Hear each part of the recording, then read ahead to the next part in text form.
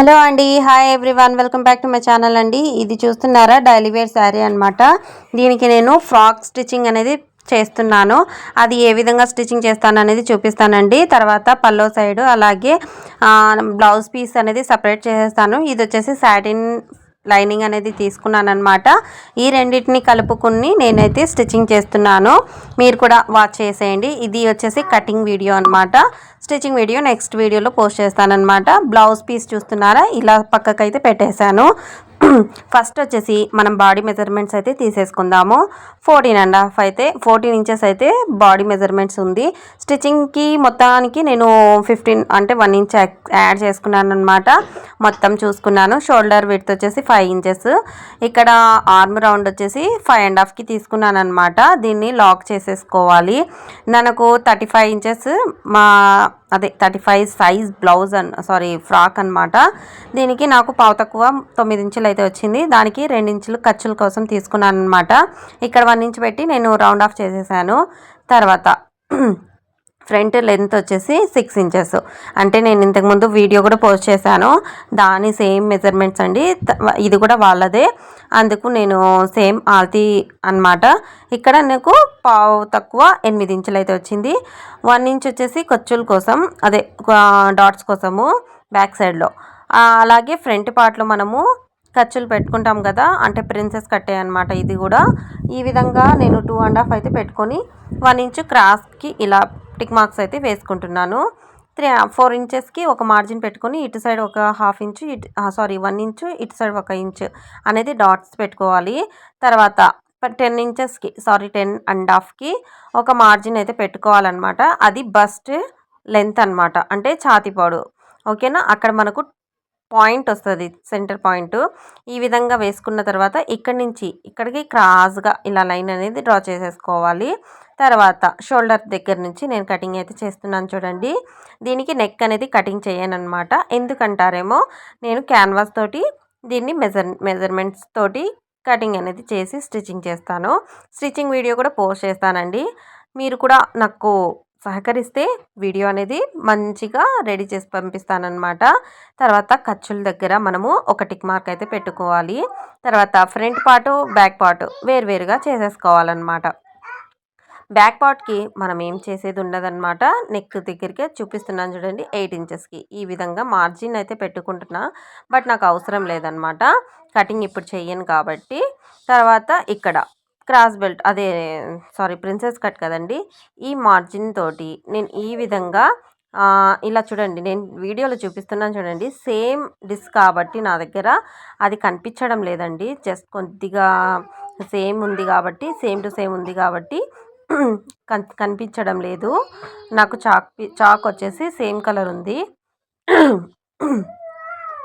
తర్వాత ఇలా umbrella cut అయితే ఇస్తున్నాను అనమాట. దీనికి అంబ్రెల్లా కట్కి నేను ఏ విధంగా కటింగ్ చేసుకుంటాను అంటే కనుక ఈ విధంగా అయితే పరుచుకోవాలన్నమాట. 2 పార్ట్స్ లాగా ఇలా కోన్ షేప్లో ఈ విధంగా పరుచుకోవాలండి నీట్గా. ఇలా చేసుకున్న తర్వాత మనము మన నడుము భాగంని బట్టి మనము ఈ విధంగా కటింగ్ చేసుకోవాలి. ఓకేనా, నడుము భాగం ఎంతవరకు వచ్చింది అంటే కనుక మనకు ఫుల్ లెంత్ వచ్చేసి 52 ఇంచెస్ అనమాట. ఇది పెద్ద టాస్క్ అండి. ఇది అంబ్రెల్లా కట్కి కటింగే ఇంపార్టెంట్ అనమాట. కటింగ్ బాగుంటే స్టిచ్చింగ్ కూడా బాగుంటుంది. అందుకే ఈ విధంగా ట్రై చేస్తున్నాను అనమాట. ట్రై చేసి చేసి చేసి అలసిపోతున్నానండి. ఇంకా బాడీ మెజర్మెంట్స్ అయితే పెట్టుకుంటున్నాను. నడుము భాగం చూసారు కదా, ఈ విధంగా అయితే పెట్టుకున్నాను అనమాట. టిక్ మార్క్స్ ఇక్కడి నుంచి ఇక్కడికి ఎంత వచ్చింది అనేది కొలుచుకోవాలన్నమాట. కొలుచుకున్న తర్వాత మనము కుట్ల కోసము అక్కడ సైడ్లో ఉంది కదా, అక్కడ నాకు కుట్లు ఎక్కువగా పెట్టుకోకూడదు. ఎందుకంటారేమో, అక్కడ మనకు అంటే కింద నుంచి మనం క్రాస్గా తీసేస్తాం కదా, ఆ విధంగా కాబట్టి మనకు అక్కడ కుట్ల కోసం అవసరం లేదు. అంటే బాడీ మెజర్మెంట్స్ తీసుకోవాలి. బాడీకి ఒక 2 ఇంచెస్ ఎక్స్ట్రాగా పెట్టుకోవాలన్నమాట. కానీ ఇక్కడ అవసరం లేదు నడుము దగ్గర. ఓకేనా, లెహెంగా లెంత్ ఓకే. లెంత్ ఎంత వచ్చింది అనేది చూసుకున్న తర్వాత 10 ఇంచెస్కి వచ్చింది కాబట్టి రౌండ్ ఆఫ్ చేసేస్తున్నాను అనమాట ఇక్కడికి. తర్వాత మన బాడీ అది లైనింగ్ ఎంతవరకు ఉందో క్రాస్గా అదే విధంగా తీసేసుకున్నాను. ఎంత వచ్చింది అంటే 32 ఇంచెస్ అయితే వచ్చిందనమాట బాటమ్కి. 32 నాకు సరిపోతుంది, నేను మీకు ముందు కూడా చెప్పాను కదా. బాడీ బాటమ్ లెంత్ వచ్చేసి 37 ఉందన్నమాట. అంటే ఫుల్ లెంత్ 52 అనమాట. దాంట్లో మనము సగం అంటే 15 ఇంచెస్ తీసేసామన్నమాట. బాడీ మెజర్మెంట్ 15 ఇంచెస్ తీసేస్తే 37 అనేది వస్తుంది అనమాట. 37కి లైనింగ్ వచ్చేసి 35 ఇంచెస్ కరెక్ట్గా వచ్చేసింది కదా. నాకు 2 ఇంచెస్ తక్కువ ఉంది, అంటే లైనింగ్ మనం కొంచెం తక్కువే పెట్టుకుంటాం కాబట్టి 35 మనకు కరెక్ట్గా ఉంటుంది. ఓకేనా. ఇప్పుడు ఇది బాటమ్ లైనింగ్ వచ్చేసి కరెక్ట్గా కటింగ్ అయితే అయిపోయింది. బాడీ కటింగ్ అయిపోయింది, అలాగే బాటమ్ లైనింగ్ కూడా కటింగ్ అయిపోయింది అనమాట. ఇది చూడండి ఎంత టాస్క్ అంటే ఎంత, 1 గంట పట్టిందండి ఇది మొత్తం ఫోల్డింగ్ చేసుకోవడానికి. నాకైతే ఫోల్డింగ్ చేసుకొని పిన్నిస్ అయితే పెట్టాను అనమాట, జారిపోకుండా అంటే జరగకుండా పిన్స్ అయితే పెట్టేశాను 4 భాగంలో. ఈ విధంగా అయితే పెట్టేసుకున్న తర్వాత నేను మళ్ళీ ఇది కూడా సేమ్ అదే as it is tick marks వేసుకుని కటింగ్ అయితే చేసేస్తాను చూడండి. దీనికి వచ్చేసి కింద నాకు కొంచెం పీసెస్ అయితే యాడ్ అవుతాయి. అంబ్రెల్లా కట్కి ఇలా యాడ్ అవుతుందండి, ఖచ్చితంగా అవుతాయి అన్నమాట. ఎందుకంటారేమో ఇది క్రాస్ పీస్ తీసుకుంటాం కాబట్టి మనకు ఖచ్చితంగా క్రాస్గా వస్తాయి.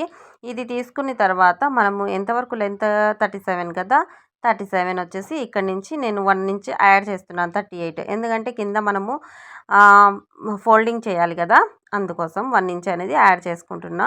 1/2 ఇంచ్ పైకి 1/2 ఇంచ్ కిందికి. ఓకేనా, అర్థమైంది అనుకుంటున్నానండి.